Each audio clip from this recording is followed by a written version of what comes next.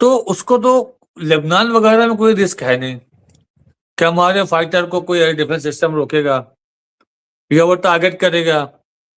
वो जाता है, मारता है, चला आता है।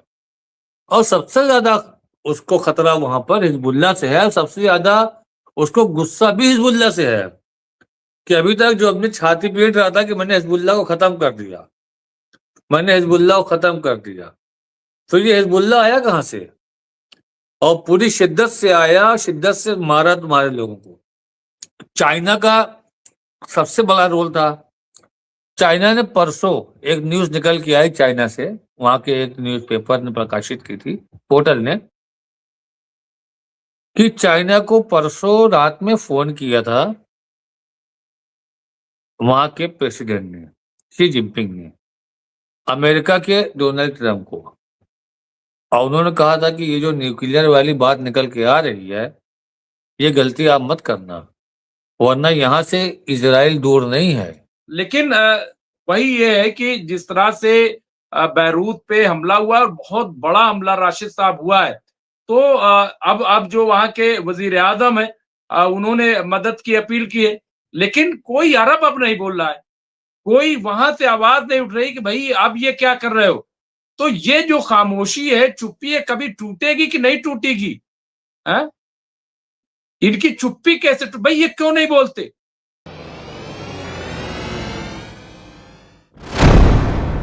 मैं सबका इस्तेमाल करूंगा, लेकिन सबसे पहले मैं एडवोकेट राशिद रिजवी साहब का इस्तेमाल करता हूं, खैर मकदम करता हूं। और राशिद साहब, जंग बंदी हो गई। कल हम लोगों ने इस पॉइंट्स पे बात किया था कि जिस तरह का बयान शहबाज शरीफ का आया है और तजवीज पेश की है, मैंने कल ही कह दिया था कि ये अमेरिका की है और बहुत मुमकिन है कि इस पे अमल हो जाए, और वही हुआ कि जंग बंदी हो गई। लेकिन लेबनान पे हमले जारी हैं, गाजा के हालात कशीदा हैं, और ईरान ने कहा था कि जब जंग बंदी होगी तो सिर्फ ईरान और अमेरिका इजराइल के दरमियान नहीं होगी, बल्कि ये जंग बंदी लेबनान, गाजा और यमन, ये सब की जंग बंदी होगी। और आज ईरान ने खबरदार किया है फिर इजराइल को कि बंद कर दो हमला, वरना अच्छा नहीं होगा। तो अभी फिलहाल कैसे देखते हैं इस पूरे, चूंकि 12 से 16 घंटे हो रहे हैं जंग बंदी को, जश्न का माहौल है, लोग काफी खुश हैं, हिंदुस्तान ने भी वेलकम किया है, लेकिन कहा है कि जो भी हिंदुस्तानी ईरान में है वो फौरन आ जाए। मतलब अभी भी थोड़ा से डाउट सा लगता है। राशिद साहब कैसे देख रहे हैं? जी मुमताज भाई, देखिए, जहां तक सवाल है आपके इसराइल का, इसराइल जंग में बना रहना चाहता है। और वो जंग में क्यों बना रहना चाहता है, इंपॉर्टेंट ये है, अगर फुट ऑन ग्राउंड होना है तो सबसे पीछे इजराइल रहेगा, सबसे पहले जंग के लिए मना करेगा वो, क्योंकि उसको अच्छा पैसा, अच्छा हथियार मिलता है वहां से, अमेरिका से।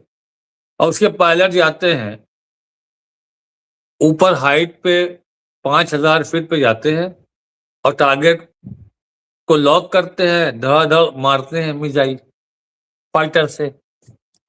अब मार के यू टर्न लिया, चले आए। तो अब इनको कोई रिस्क नहीं है ना। थोड़ा सा खतरा इनको बढ़ गया था यहाँ पे ईरान में, जो इनके इतने फाइटर लास्ट में टारगेट किए गए।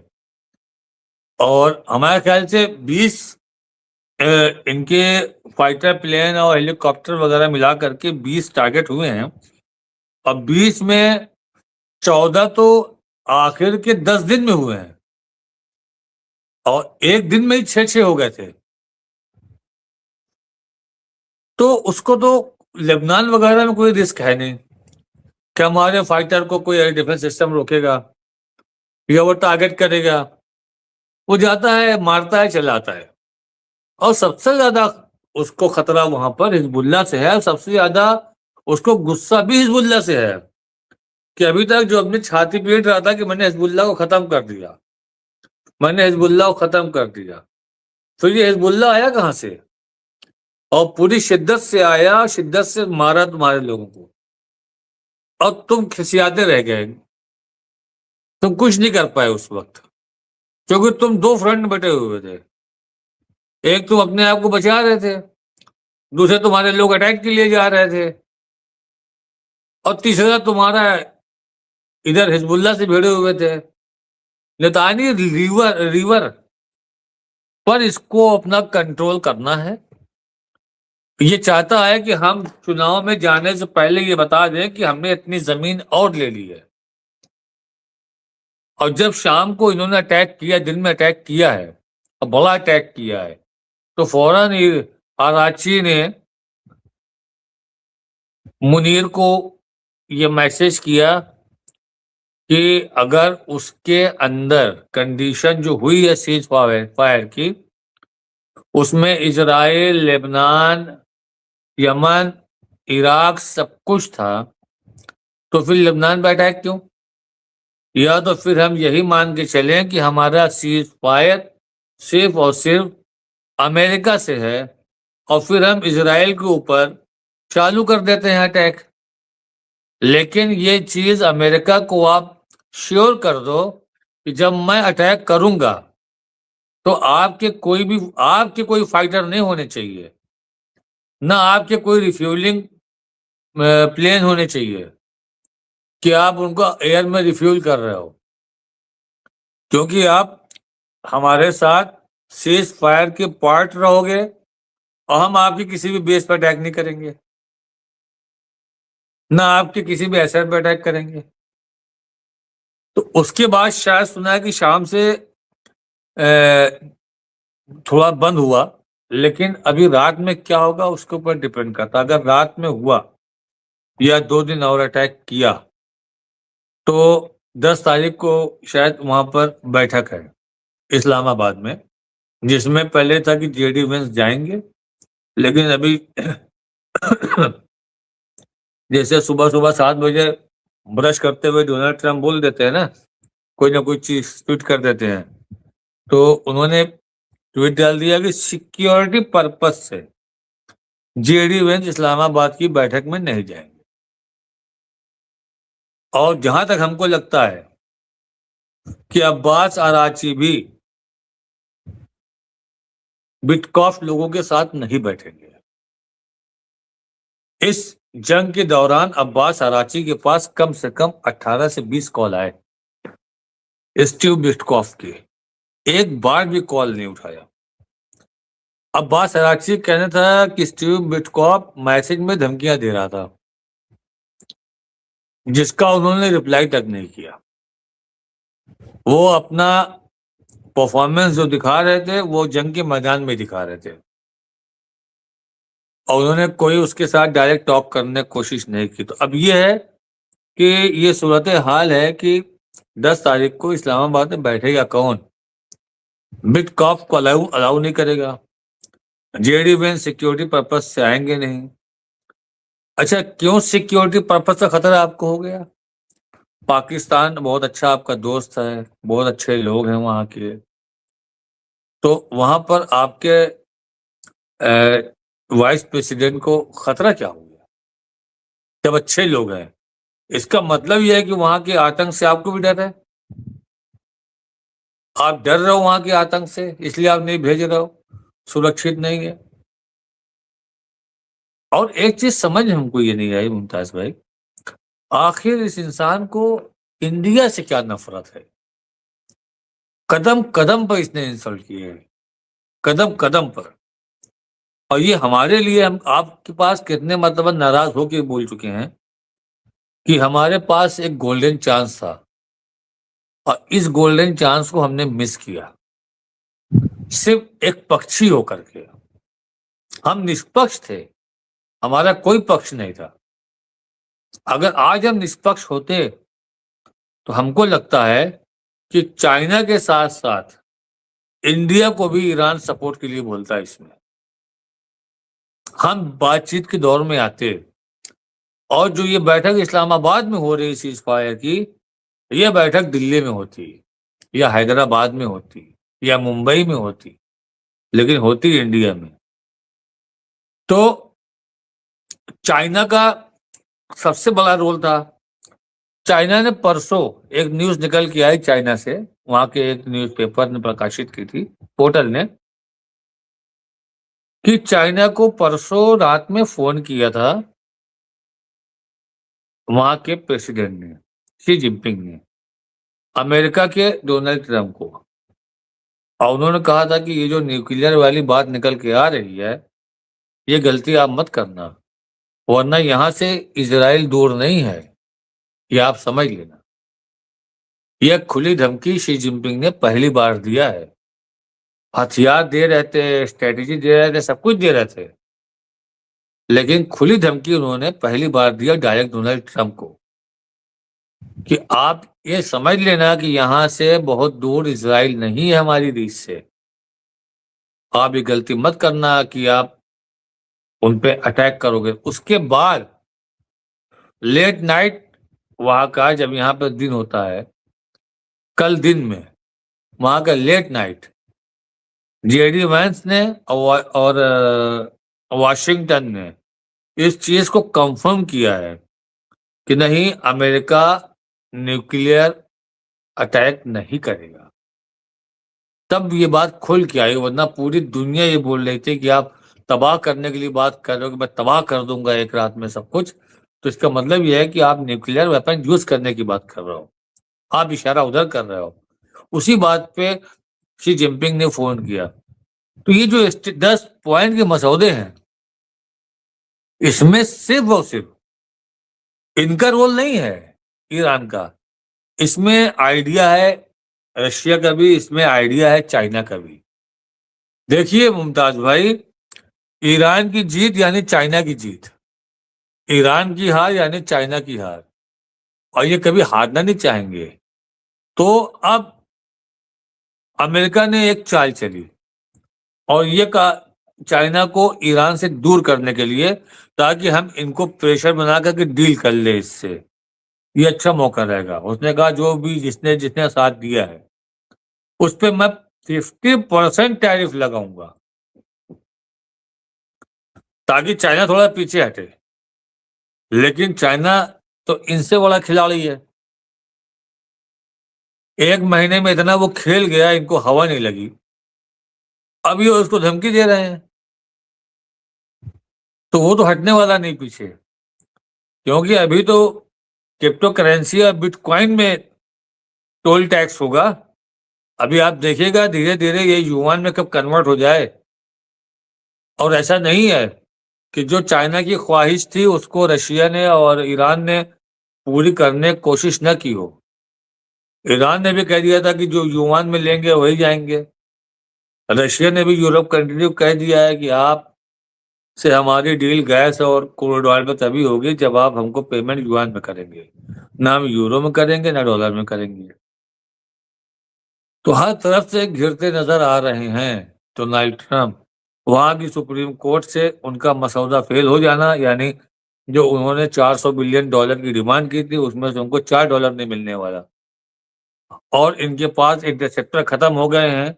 ये जान रहे हैं कि अब जो हमारे बिजनेसमैन जो इनके थे, जिनके पैसे लगे हुए हैं यूएई में, कतर में, कुवैत में, बहरीन में, सऊदी अरबिया में, वो सब परेशान हो चुके हैं कि हम कितना, इतना तो मेरा प्रॉफिट ही नहीं है, दोबारा हमको फिर से नया खड़ा करना पड़ेगा, क्यों तबाह करवा रहे हो हम लोगों को।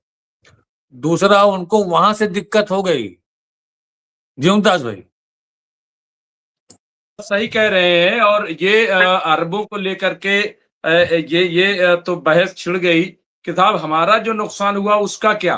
लेकिन देखिए सवाल ये है कि अभी भी अगर इनके समझ में नहीं आ रहा है कि भाई जो अमेरिकी बेसेस हैं जिस तरह से इस्तेमाल हो रहा है, मुझे नहीं लग रहा है राशिद साहब कि ईरान इस पर कोई कंप्रोमाइज करेगा। और मुझे ऐसा लग रहा है कि ईरान छोड़िए, अब मिडिल ईस्ट में भी आवाज उठेगी कि भाई ये अपना ले जाइए यहाँ से और हम अपनी सिक्योरिटी जो भी होगी वो हम कर लेंगे। हाँ, तो मुझे लग रहा है कि इस तरह की चीजें जो है अभी बातचीत होगी। लेकिन वही ये है कि जिस तरह से बैरूत पे हमला हुआ और बहुत बड़ा हमला राशिद साहब हुआ है, तो अब जो वहां के वजीर आजम है उन्होंने मदद की अपील की है, लेकिन कोई अरब अब नहीं बोल रहा है, कोई वहां से आवाज नहीं उठ रही कि भाई अब ये क्या कर रहे हो। तो ये जो खामोशी है, चुप्पी है, कभी टूटेगी कि नहीं टूटेगी। है इनकी चुप्पी कैसे भाई ये क्यों नहीं बोलते? राशिद साहब इनकी खामोशी। जी। अच्छा आप बताइए, इतने सालों में ये बोले कब? 60 से 70% फिलिस्तीनियों की जमीन कब्जा हो गई, ये बोले कब? गजा में लाखों लोग मारे गए, ये बोले कब? आप बताइए, कहीं बोले हो? आप बताइए, ये बोले हैं? अगर ये बोलते तो आज ये नौबत ना आती। अगर ये बोलते तो ईरान पे हमला नहीं होता। जो आपने कहा ना कि अरब बोल रहे हैं कि जो मेरा नुकसान हुआ है, भाई आपका नुकसान क्यों हुआ है? जब ईरान ने कहा था आपसे कि आप अपना एयरबेस और एयर स्पेस मत दीजिएगा, तो आपने क्यों दिया? उसने मना किया था ना। जितनी चीजें जितनी चीजें आप ये देखिए ईरान ने किया है, हम आपको पॉइंट टू पॉइंट गिना देंगे। हमला होने से 26 तारीख को और 27 तारीख को, जब ये चीजें ज्यादा सुगबुगाहट हो रही थी हमले की, जबकि 27 तारीख को ओमान के वजीर खारजा ने यह कहा था कि बहुत ही सकारात्मक बात हुई है। 2 तारीख को ऑन टेबल बैठेंगे और सारे जो एग्रीमेंट होंगे वो राइटिंग में होंगे, डॉक्यूमेंट्री होंगे। अब बहुत अच्छी डील हुई है। ईरान ने हर चीज को माना है, एक्सेप्ट किया है, तो सबको यकीन हो गया। और 28 तारीख को आप अटैक कर देते हो। तो मुमताज भाई, जो 28 तारीख को अटैक हुआ है, ये आप मत मानिएगा कि इसकी प्लानिंग 26 के बाद हुई है। यानी इसकी प्लानिंग बहुत पहले से थी। इस चीज को पेंटागन ने और आईडीएफ ने दोनों ने एक्सेप्ट किया है कि हमारा 1 महीना पहले से डेट फिक्स था कि हम 28 फरवरी को अटैक करेंगे। तो इसका मतलब कि जितने दिन टेबल टॉक हुई थी वो एक दिखावा था, ढोंग था। हम तो ये मांग के चलेंगे। इसी बात को लेकर के ईरान कह रहा है कि हमको अमेरिका पर कोई भरोसा नहीं है, ये 2 बार धोखा दे चुका है।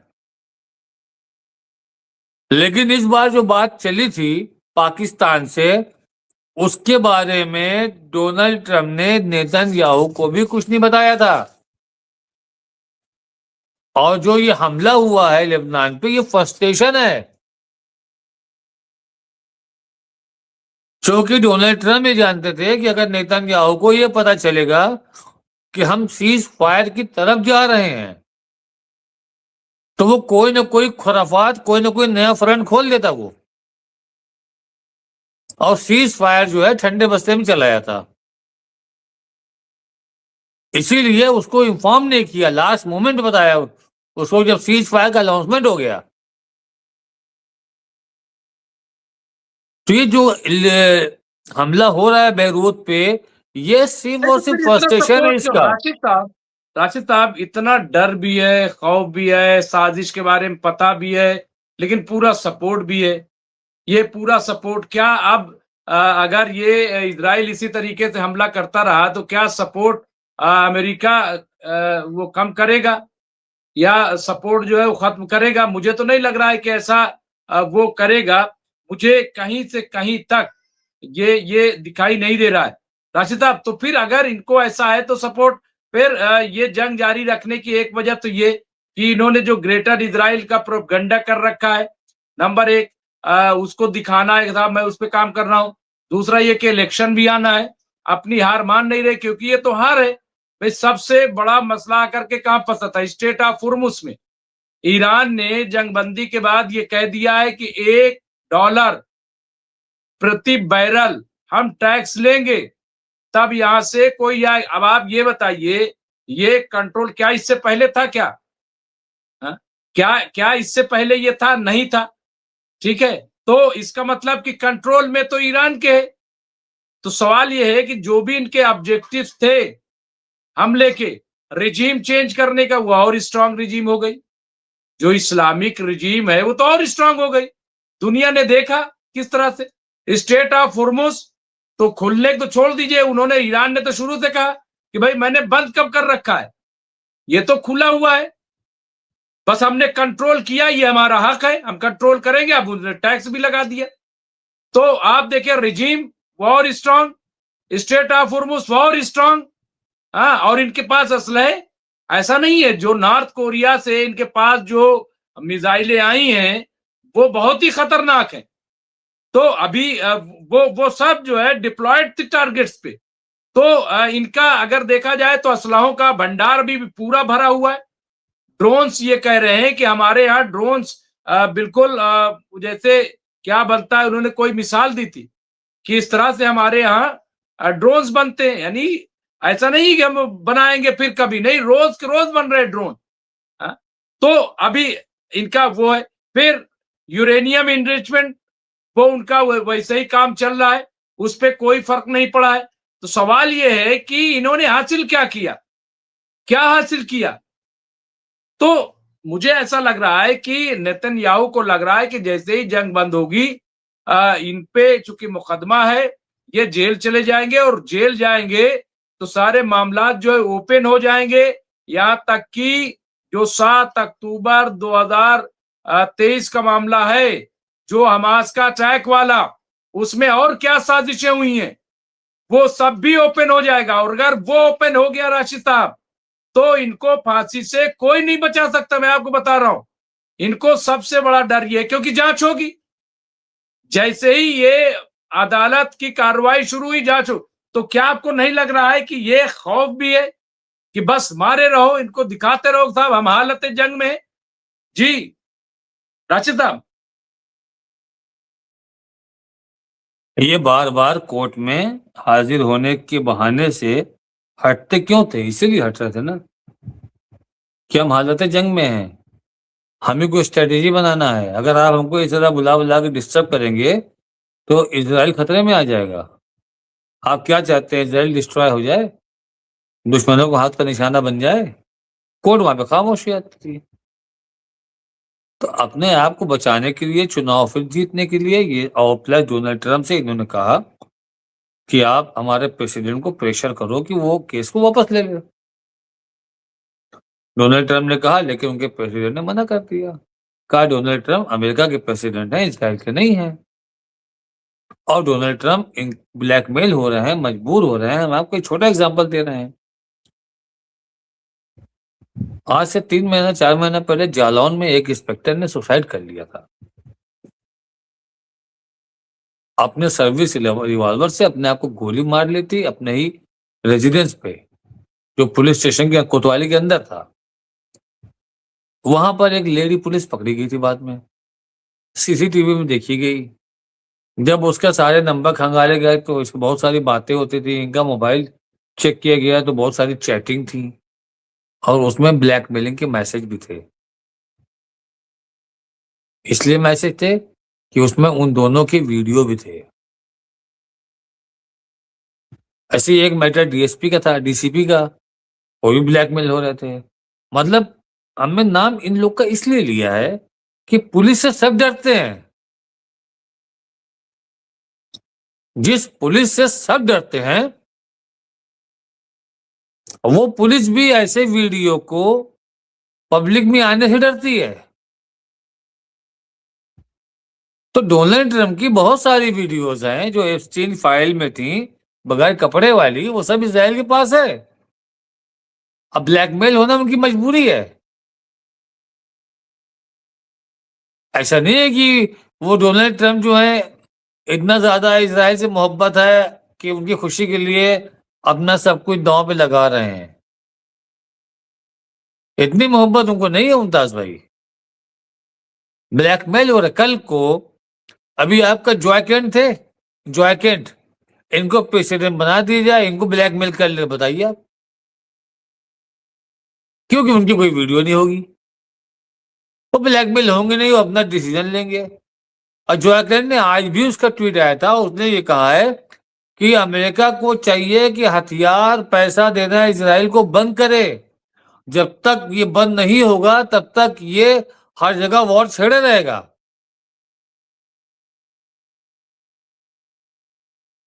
और उसने भी इस सीज फायर को वेलकम किया है और यह भी कहा है कि हम वेलकम करते हैं हमारे प्रेसिडेंट का जो खाली हाथ आ रहे हैं। इस तरह के कमेंट थे। न्यूयॉर्क टाइम ने कमेंट किया है, ऑब्जर्वर ने किया है कमेंट। मतलब ईरान में जहां पर इस जंग को लेकर खुशी है, वहीं अमेरिका में सन्नाटा है।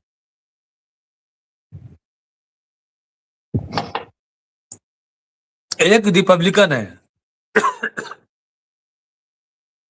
शाम को मेरी बात हुई, मतलब वहां सुबह हो जाती है,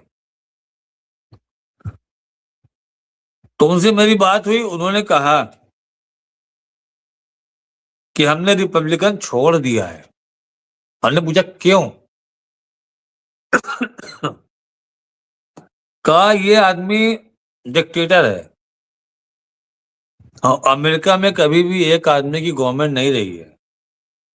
अमेरिका की गवर्नमेंट ने हमेशा अपने अवाम की मंशाओं को समझा है, लेकिन इसने किसी की मंशाओं को नहीं समझा। जो भी इसकी मर्जी के खिलाफ गया, उसको इसने नौकरी तक से निकाल दिया। कहा आर्मी के कितने ऑफिसर को कह दिया जाओ रिजाइन करो, घर जाओ डायरेक्ट। अब कोई कुछ नहीं कर पाया। तो ये आदमी अमेरिका के लिए बहुत खतरा है। राशिद साहब, मैं बिल्कुल सही है और इसी से जोड़ दीजिएगा, लेकिन बहुत इंपॉर्टेंट बात परवीन गुलबशाह साहब ने अल जजीरा साहिबा ने अल जजीरा के हवाले से लिखा है और बहुत ही इंपॉर्टेंट है, बहुत ही अहम है। उन्होंने लिखा है, ये आप देख सकते हैं कि ट्रंप की बहुत बड़ी चाल थी और अपना 300 जहाज स्ट्रेट ऑफ हुर्मुज से निकाल लिया। जंगबंदी ट्रंप का सिर्फ नाटक था। अल जजीरा की रिपोर्ट और जंग जो है वो फिर जारी हो गई। मुझे लग रहा है कि ये खबर सही नहीं है और 300 जहाज कहां से निकाल लेगा और 300 जहाज वहां पे मुझे लग रहा है। लेकिन बहरहाल देखिए, भरोसा तो नहीं किया जा सकता, ये सही है, लेकिन सवाल ये है कि ईरान ने तो अपनी शर्तों पे किया ना भाई। ईरान ने स्ट्रेट ऑफ हुर्मुज को खाली नहीं किया, अपना न्यूक्लियर प्रोग्राम को रोका नहीं, तो ये भी हमें समझना पड़ेगा। क्यों राशिद साहब, क्या लग रहा है कि भाई ईरान तो अपनी शर्तों पे कायम है, ईरान का क्या है? देखिए, टोटल 300 जहाज तो हुर्मुज के अंदर है भी नहीं। टोटल 300 जहाज तो हुर्मुज के अंदर है ही नहीं। भारत के 24 जहाज थे, जिसमें 16 जहाज बाहर निकल चुके हैं। और भी देशों को 2 जहाज अंदर फंसे हुए थे, लोड खड़े हुए थे, वो सब निकल चुके हैं। नए जहाज आने को डर रहे हैं, जो फ्रेंडली हैं वही आ रहे हैं। और अमेरिका तो इतना तेल भी नहीं लेता है हुर्मुज से। वो तो मुश्किल से 2% लेता है। वो तो हुर्मुज पे होने वाले अरब देशों के तेल से अपना शेयर लेता है बस। जब हमको डायरेक्ट पेड़ में लटके हुए पैसे मिल रहे हैं, तो हम फरवरी चला के क्यों कमाएंगे, क्यों मेहनत करेंगे उस पर हम? तो उनका डॉलर में बिजनेस चल रहा है, डॉलर कन्वर्जन किसी भी करेंसी के 2% उसको मिल रहा है। उसके बाद जो वहां पर रिफाइनरीज है, उस पर जो काम हो रहा है, उसका 30% इनको आ रहा है। अब क्या चाहिए इनको? 100 रुपये में 32 रुपये इनको बिना कुछ किए मिल जाता है। अगर मेहनत करेंगे तो 10 रुपये भी नहीं मिलेगा इनको। तो ये क्यों करेंगे मेहनत? तो खैर, वह सेकेंडरी बात है। हम जो बात कर रहे थे मुमताज भाई, कि वहां के जो डेमोक्रेटिक हैं वो तो इनसे नाराज है ही हैं। वहां के रिपब्लिकन भी नाराज हो गए इनसे। बहुत लोगों ने रिपब्लिकन छोड़ दिया है और ये इनको पता हो गया है, क्लियर हो गया है कि ये मिड टर्म इलेक्शन हार रहे हैं। और जेडी वेंस का टेंशन सबसे ज्यादा ये है कि मान लिए मिड टर्म ये हार गए और इनका इम्पीचमेंट भी हो गया, तो अगर उसके बाद हम प्रेसिडेंट, क्योंकि ये हटेंगे तो वाइस प्रेसिडेंट पावर में आएगा, तो हम तो रबर स्टैम्प रह जाएंगे ना। मिड टर्म में मेरी सीटें कम हो जाएंगी, तो हमको हर फैसले कांग्रेस की परमिशन से लेने पड़ेंगे। तो जो अमेरिका के प्रेसिडेंट का पावर होता है वो पावर सीज हो जाएगा हमारा, हम एक हिसाब से रबर स्टैम्प हो जाएंगे। एक टेंशन उनको ये है।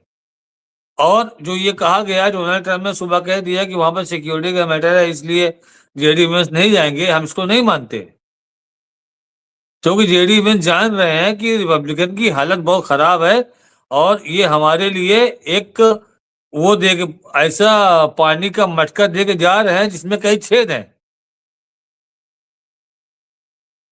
हमारा काम ही रहेगा उस मटके में खाली दिन भर पानी भरना, और जब पीने का टाइम आएगा तो खाली मिलेगा, सब बह जाएगा। तो उन्होंने नाराजगी में, गुस्से में अपने हिसाब से मना कर दिया, नहीं मैं वहां इन्वॉल्व नहीं होऊंगा। जेडी वेंस अपने आप को ईरान वॉर पे किसी भी तरीके से अनटच रखना चाहते हैं। वो नहीं चाहते हैं कि हम किसी भी तरीके का इन्वॉल्वमेंट मेरा हो और पूरा उल्हाया ढकाया मेरे ऊपर डाल दे चादर ये। वो भी जानता है ये आदमी कितना झूठा है। ट्रेड एक्सेस के ऊपर ऐसे डालना चाहा, जबकि उसने बहकाया था। अरे ऐसे ऐसे हॉलीवुड के एक्टर वाले डायलॉग चल रहे थे, पाषाण युग में भेज देंगे, दफन कर देंगे, ये कर देंगे, मतलब हमको लग रहा था, जैसे लग रहा है कि हम साउथ इंडियन पिक्चर देख रहे हैं। या पहले मिथुन की पिक्चरों में ऐसे ऐसे डायलॉग हुआ करते थे खतरनाक वाले। तो ये लोग जो हरकत किए हैं, देखिए मुमताज भाई, अभी जो इन्होंने ये बताया कि हमने अपने लोगों को, अपने पायलट को बहुत ही सेफली निकाल लिया है, ये प्रेस कॉन्फ्रेंस में कहा, हमने 7 टीम बनाई, 200 लोगों की भेजी, इतने फ्लाइट भेजे, ऐसा किया ऐसा किया, सारी कहानी बता डाली। हमको आज भी डाउट है कि पायलट हमको मिला कि नहीं मिला। उस पायलट का कोई फोटो, कोई वीडियो ही नहीं आया अभी तक। ना ईरान ने दावा किया कि हमको मिला, और इनके इतने सारे जो जहाज उड़ा दिए गए, इन्होंने कहा हमने डिस्ट्रॉय कर दिए, क्योंकि वो जा करके उसमें मिट्टी में, रेत में फंस गए थे। और जब हम पहला जहाज मेरा लैंड हो रहा है वो फंस जा रहा है, तो हम दूसरे को लैंड होने के लिए क्यों कहेंगे? सवाल है कि अगर एक फंस रहा है तो हम दूसरे को क्यों लैंड होने के लिए कहेंगे? और अच्छा, वो वाले हेलीकॉप्टर कैसे डिस्ट्रॉय हुए जो जगह से उड़ते हैं, दौड़ते नहीं हैं? वो कैसे डिस्ट्रॉय हो गए?